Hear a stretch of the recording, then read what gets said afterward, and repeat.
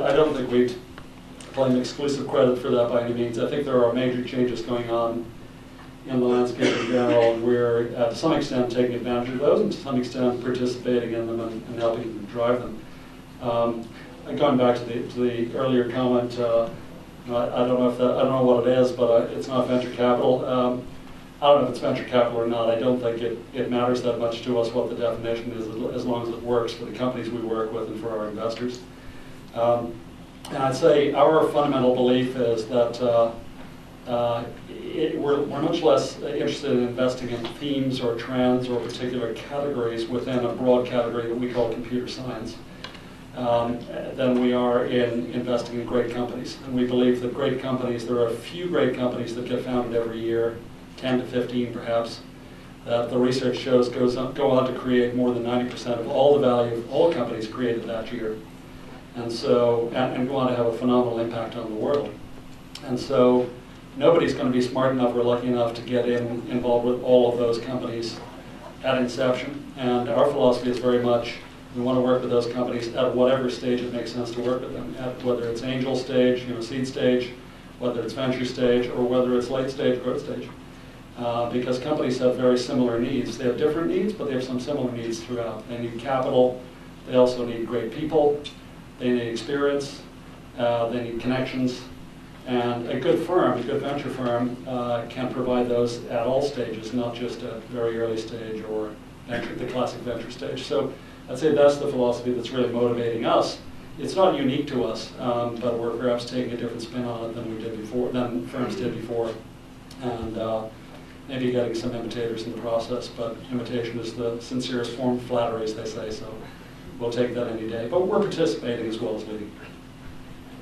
Bill, Garage, sort of as I alluded to, kind of was one of the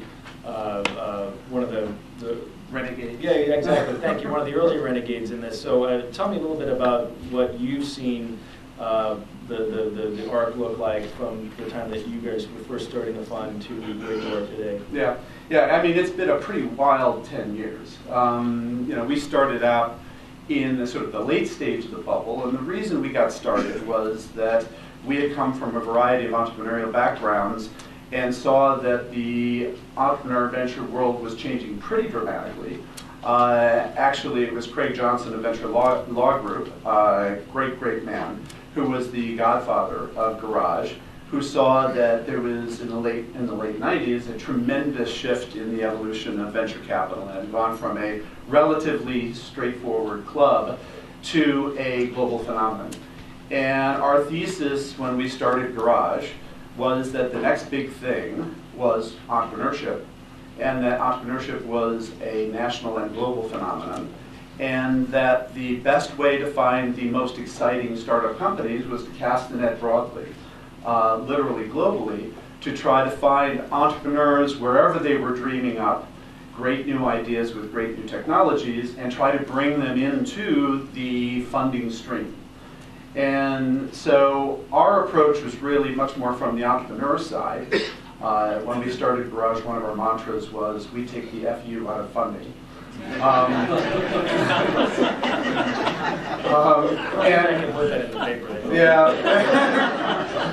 I know, we didn't put it on our website either, but nevertheless, it was, that was the idea, that there were entrepreneurs springing up all over the world, and we, less as investors and more as partners in entrepreneurship, wanted to find the best entrepreneurs and help them avoid all the mistakes that we made as entrepreneurs earlier in our careers.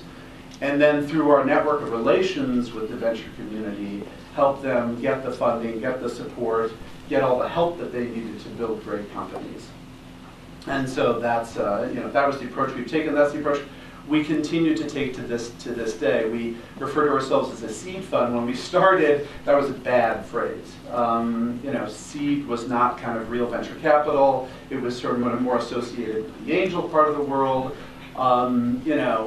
Real men didn't do seed. I don't know. It was very kind of, a funny part of the ecosystem. It's interesting now that for a whole bunch of reasons we can talk about, seed is the hot spot in venture now. And in fact, to some extent, we've been hoping that we could actually, to your point about John's firm, we've been hoping we could just kind of wipe out the phrase venture capital and start all over again, because right now the LP community hates venture capital. So the big institutional guys don't like venture capital. It's all the other players in the ecosystem that are generating all the energy right now in terms of what we call the super angels. I'll channel my Jeff Clavier for a second here. In terms of so many companies now, what they really need is a little bit of help right at that startup stage. And God bless that they migrate up into the big times and have the potential for becoming one of the few multi-billion-dollar companies a year that get started. That's great.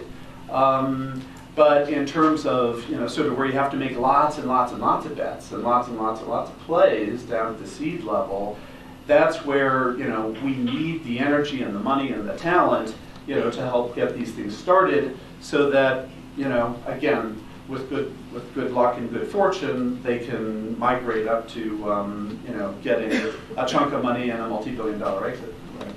Well, it's interesting. You hit on some really interesting themes that I'm sort of saying. Obviously, the angels, once again, in this kind of supercharged kind of way. Back when I started doing this in the late 90s, it was unheard of, the idea that angel investors would actually be able to actively compete with traditional venture firms for deals. I mean, they were two entirely different kinds of animals. But now I'm actually seeing and reading about and hearing about some competition that sort of breaks out as each side kind of pitches why it's the better choice for the early stage entrepreneur. A couple of data points that I have been gathering and noticing that were interesting. First of all, a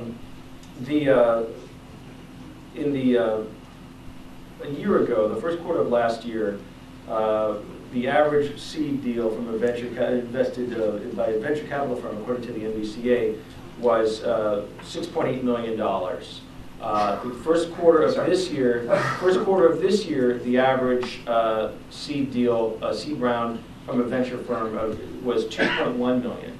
So less than a third.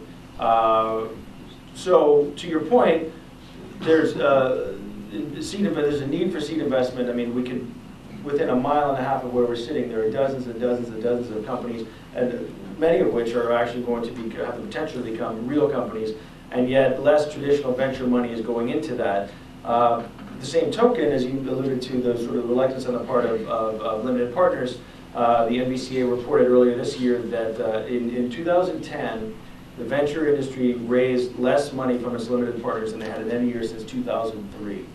So at the same time, there's finally a real emergence and excitement around early stage companies and real technology and real business models being created. Limited, as you alluded to, are a little bit nervous about that. John, do you think that it matters that traditional VCs are putting less money into early stage if the angels and super angels are there to pick up the slack, or do you agree that with some who would say that there are just real operational advantages that a venture firm can bring that an angel investor can't, let's say? I think it really goes back to the companies that are, to me, it goes back to if you're investing at angel stage, you're presumably investing, or seed stage, you're presumably investing because you believe that company can make it significantly bigger than they are today, otherwise why invest, right? So there's definitely an enormous opportunity and a need for very active angel investors like Bill, and like ourselves for that matter. I should clarify that we've probably made 60 investments or so far, and well over half of those are seed investments. So we're extremely active. We'll invest anything from 50,000 to 100 million, and we've done both ends repeatedly.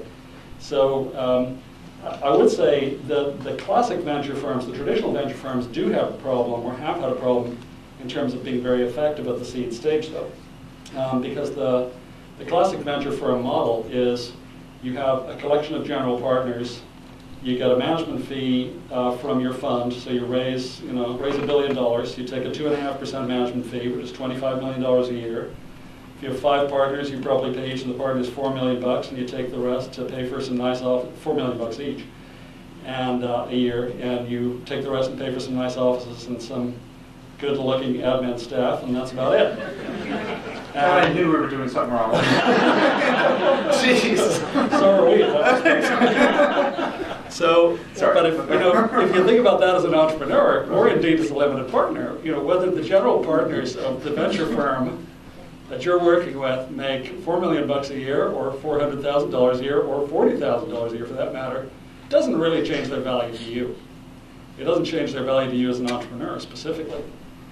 So our view was that you could do a lot more with that money that's coming in from your limited partners, give them a lot more value, and give your portfolio companies that you're working with a lot more value. So we believe it's very important to have very experienced general partners that can work with companies from the very early stage, seed stage, right through the late stage. So very experienced entrepreneurs who've done it before themselves, and as Bill said, can really share and avoid the mistakes that we made, at least some of them. But also that you could take the money that you're getting from your limited partners and invest in value-added functions for the firm. So what does a company that you're starting, whether it's at seed or venture or even late-stage, growth stage, need? They need people. They need experienced engineers. They need college talent. They need executives over time as they scale their team. They need CFO or a VP of engineering or VP of marketing. And rather than you relying just on one individual partner at a venture firm and that individual's connections and experience and indeed time to work with you, they're probably on 9 or 10 other boards. Why not be able to rely on that individual plus a firm that has people dedicated to those things and only do that for a living, are really experienced at recruiting the best talent, or PR, or sales enablement, or marketing, or business development, or whatever. So I think that's where the traditional firms maybe have struggled to work effectively at the seed stage. And that's where we've tried to do it a bit differently and maybe emulate what we've seen firms like Garage do very, very well. But also be able to scale then as a company grows beyond seed stage, to be able to say to them, you don't have to go and work with somebody else because we can work with you throughout. And we have a multi-stage fund, we can write a big check as well as a small one, and we have functions and people who've worked at all stages right through the big public companies. And so that's really the theory, and I think that's where the traditional firms are perhaps having a little more trouble with that model. It's hard, and I'll stop on this theme in a second, but it's one more point on it, I guess. As you can see, I get pretty exercised on this topic. It's hard if you're a firm of, say, 5 or 6 partners, each making a hell of a lot of money, and you have minimal other costs, to say we're all going to take an 80% pay cut and start investing in value-added functions for our entrepreneurs. It's just a very hard thing to change that model once you've got into it. And so I think that's where the traditional firms are struggling. That's why new firms, as well as some firms who did it right from the beginning, are prospering. So all the general partners at Andreessen Horowitz make $40,000 a year? I won't give you the exact number, but it's certainly not millions and millions. Bill, talk a little bit about that, where you sort of see the traditional venture industry being, especially the point you brought up before, vis-a-vis limited partners. Well, first of all, with regard to the numbers you quoted from the NVCA, with all due respect to my dear friends at the NVCA, I don't trust their numbers at all when it comes to what's really going on in the venture community. Sometimes they seem to have the trend right, but the numbers you quoted just don't make any sense. So, the reality is that there's so much going on at the angel, seed, entrepreneur level that isn't seen in these various, research reports and numbers. I don't think they were saying the money's not going into seed. Yeah. I think they were saying that the traditional venture firms are focused much more on the companies that are closer to exit and leaving the seed stage to the angels and super angels and some of the maverick funds, as we might be. Well, I think if you just measure the dollars, I think it's probably true that in sheer dollars, venture has shifted a little later for a couple of reasons. Their portfolios are getting older, and there's a perception, that the returns are more assured in some later stage plays, and more money's been raised in the later stage. And then you get you guys like John's firm who are doing sort of a barbell play, and that's sort of one of the new, I don't know if it's a new buzzword, but it's one of the buzzwords, is barbell, right? You invest early, you invest late, and that's a good way to invest. But I do see, just generally, for the sake of entrepreneurs generally, the venture community, I think, broadly is extremely challenged at the early stage. And because of less LP money going in, the LP money that's going in tends to be going later. So there's definitely less money available from traditional venture, plus angel, at the early stage for most sectors of technology.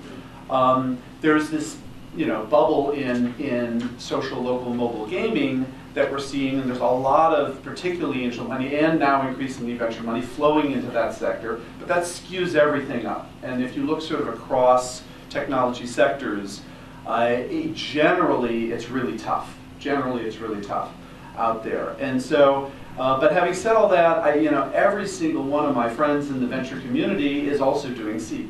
I mean, I don't think there's a brand name firm out there that doesn't say, oh yeah, we just put $200,000 into a company or whatever. I mean, so everybody wants to keep playing in the seed stage because frequently it's because they're backing an entrepreneur that they've already won with, and that therefore excludes a lot of new entrepreneurs, and so that doesn't help you if you're a first-time entrepreneur.